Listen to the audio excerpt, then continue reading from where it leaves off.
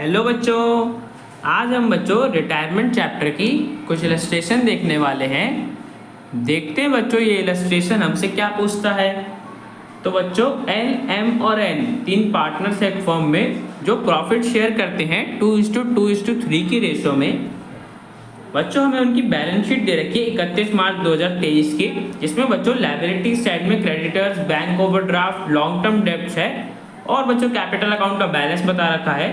Employees provident fund का ही बच्चों balance बता रखा है। एसेट साइड में बच्चों land and building, machinery, furniture, investment, stock, debtor और बैंक का बैलेंस बता रखा है। और बच्चों फॉर्म के बाद डेवर्ड एडवर्टाइजमेंट एक्सपेंडिचर भी है 70,000 रुपीज का। आगे बच्चों हमें बताया है कि 31 मार्च 2023 को एम बच्चों रिटायर कर रहा है फर्म से और रिमेनिंग पार्टनर ने बच्चों डिसाइड करा है कि वो बिजनेस को कैरी ऑन करेंगे। और बच्चों एसेट और लायबिलिटी को किस तरीके से रीवैल्यू करा जाएगा वो हमें बता रखा है। देखते हैं बच्चों। फर्स्ट पॉइंट में बोला कि लैंड एंड बिल्डिंग को अप्रिशिएट करना है इतने से और मशीनरी को डेप्रिशिएट करना है इतने रेट से। सेकेंड पार्ट में बच्चों बोला है कि 50% इन्वेस्टमेंट का था बच्चों जो रिटायरिंग पार्टनर ने ले लिया बुक वैल्यू पे। रिटायरिंग पार्टनर मतलब बच्चों एम ने 50% इन्वेस्टमेंट्स की वैल्यू ले ली। थर्ड पार्ट में बच्चों बताया कि प्रोविजन हमें क्रिएट करना है 5% डेटर्स के अमाउंट पे। फोर्थ पार्ट में बच्चों बोला है कि स्टॉक को मार्केट प्राइस पे वैल्यू करा जाएगा जो कि बच्चों 1 लाख रुपए कम है बुक वैल्यू से। फिफ्थ पार्ट में बच्चों में फर्म की गुडविल की वैल्यू दे रखी है और बता रखा है कि एल और एन ने डिसाइड करा है कि वो फ्यूचर में प्रॉफिट शेयर करेंगे 2:3 की रेशो में। सिक्स पार्ट में बच्चों बोला है कि टोटल कैपिटल ये होगा न्यू फर्म का, मतलब बच्चों दोनों पार्टनर्स का मिला के इतना कैपिटल होगा जो कि बच्चों प्रोपोर्शन में होगा उनकी प्रॉफिट शेयरिंग रेशो के। मतलब बच्चों जिस रेशो में प्रॉफिट शेयर करते हैं उसी रेशो में उनका कैपिटल भी होगा। लास्ट पार्ट में बच्चों में रिवैल्यूएशन में प्रॉफिट हुआ है वो बता रखा है 1,05,000 रुपीज का। और बच्चों में क्वेश्चन में पार्टनर्स कैपिटल अकाउंट और बैलेंस शीट बनाने के लिए बोला है, तो बच्चों बनाते हैं। सबसे पहले बच्चों पार्टनर्स कैपिटल अकाउंट बनाते हैं। तो बच्चों देखो उसके लिए हमें ओपनिंग बैलेंस दे रखा है, इतना इतना बैलेंस हमें बैलेंस शीट में दे रखा था। तो बच्चों सबसे पहले हम ये लिख देंगे क्रेडिट साइड में बाय बैलेंस पीडी इतना इतना बैलेंस था। अब बच्चों देखते हैं अपने ट्रांजेक्शन जो हमें दे रखी है 1 बाय 1। फर्स्ट पार्ट में जो बोले लैंड एंड बिल्डिंग को हमें अप्रिशिएट करना है और मशीनरी को डेप्रिशिएट करना है। तो बच्चों ये ट्रांजैक्शन तुम रिवैल्यूएशन अकाउंट में रिकॉर्ड करते हैं, बट हमें रिवैल्यूएशन अकाउंट तो बनाना नहीं है। तो बच्चों इनका इफेक्ट हम सिर्फ बैलेंस शीट में शो कर देंगे। सेकेंड पार्ट में बच्चों बोला कि 50% इन्वेस्टमेंट्स एम ने ले ली थी। तो बच्चों देखो एम की हमारे इन्वेस्टमेंट की वैल्यू कितनी है 1 लाख रुपीज। एम ने कितना लिया होगा इसका 50% मतलब 50,000। तो बच्चों देखो एम इन्वेस्टमेंट की वैल्यू ले रहा है तो फर्म की बच्चों लायबिलिटी कम हो रही है तो डेबिट साइड में आ जाएगा। तो इन्वेस्टमेंट अकाउंट 50,000 रुपीज एम के कैपिटल अकाउंट की डेबिट साइड में। ठीक है बच्चों, इसको बच्चों हमने रिकॉर्ड कर लिया। नेक्स्ट बच्चों थर्ड पॉइंट में हमें प्रोविजन क्रिएट करनी है, तो इसको बच्चों हम रिवैल्यूएशन अकाउंट में लिखते हैं, बट हमें बनाना नहीं है तो सिर्फ बैलेंस शीट में इफेक्ट रिकॉर्ड कर लेंगे। फोर्थ पार्ट में बच्चों स्टॉक का हमें वैल्यू इस वैल्यू पे रिकॉर्ड करना था, इसको बच्चों हम रिवैल्यूएशन अकाउंट में लिखते हैं तो ये भी सिर्फ बैलेंस शीट में रिकॉर्ड कर लेंगे। फिफ्थ पार्ट में देखो बच्चों हमें फिफ्थ पार्ट में फर्म की गुडविल की वैल्यू दे रखी है और एल और एन की न्यू प्रॉफिट शेयरिंग रेशियो बता रखी है। तो बच्चों देख लेते हैं कि एल और एन ने कितना गेन करा है, कैसे देखेंगे। न्यू प्रॉफिट शेयरिंग रेशियो भी दे रखी है बच्चों, ओल्ड रेशियो भी दे रखी थी, तो न्यू माइनस ओल्ड कर देंगे तो बच्चों हमें पता चल जाएगा। तो बच्चों देखो एल का हमने न्यू माइनस ओल्ड करा तो हमारे पास एल का गेन आ रहा है 4/35। ऐसे बच्चों एन का निकाल लेंगे, न्यू माइनस ओल्ड करा तो एन का बच्चों हमें पता चल गया कि 6/35 से एन ने गेन करा है। तो बच्चों इनका एलसीएम सेम है, हम इनकी गेनिंग रेशियो निकाल सकते हैं। तो बच्चों हमें पता चल गया कि एल और एन ने बच्चों 2:3 के रेशियो में गेन करा है एम का शेयर। ठीक है बच्चों, तो हमें गेनिंग रेशियो पता चल गई। अब बच्चों देख लेते हैं कि एम को हमें कितना अमाउंट देना है। तो बच्चों देखो 5,60,000 है गुडविल की वैल्यू और एम का बच्चों गुडविल प्रॉफिट में शेयर कितना था 2/7, तो गुडविल में शेयर कितना होगा मल्टीप्लाई करके निकाल लेंगे। तो बच्चों हमारे पास आंसर आएगा 1,60,000। मतलब बच्चों एम को इतना कंपेंसेशन मिलेगा। कौन देगा बच्चों, एल और एन हमारे गेनिंग पार्टनर्स थे तो यही दोनों देंगे। कौन सी रेशियो में, गेनिंग रेशियो में, 2:3 के रेशियो में। तो बच्चों निकाल लेते हैं कितना अमाउंट देंगे। तो बच्चों देखो एल का कितना देगा 1,60,000 का 2/5 शेयर रेशियो के हिसाब से, तो एल इतना देगा एन इतना देगा।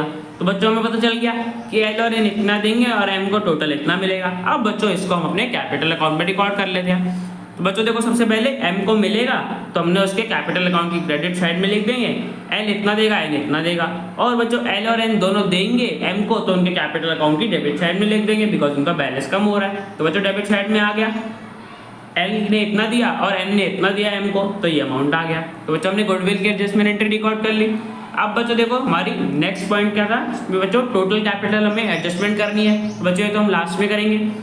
नेक्स्ट पॉइंट बच्चों में दे रखा है कि रीवैल्यूएशन में इतना गेन हुआ था, इस गेन को बच्चों हम ट्रांसफर कर देंगे ओल्ड प्रॉफिट शेयरिंग रेशियो में, मतलब बच्चों 2:2:3 की रेशियो में। तो इतना इतना प्रॉफिट का हिस्सा मिल जाएगा तीनों पार्टनर्स को। प्रॉफिट बच्चों ट्रांसफर कर दिया।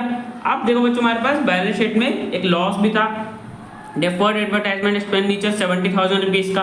इसको बच्चों में राइट ऑफ करना है तो ओल्ड रेशियो में कर देंगे, बिकॉज इसको हम अपनी बुक्स में शो नहीं करते जब भी बेनिफिट हमें मिल जाता है। तो इतना इतना बच्चों पार्टनर्स को पैसा देना पड़ेगा। डेबिट साइड में लिख देंगे 20,000 20,000 30,000 2:2:3 के रेशियो में।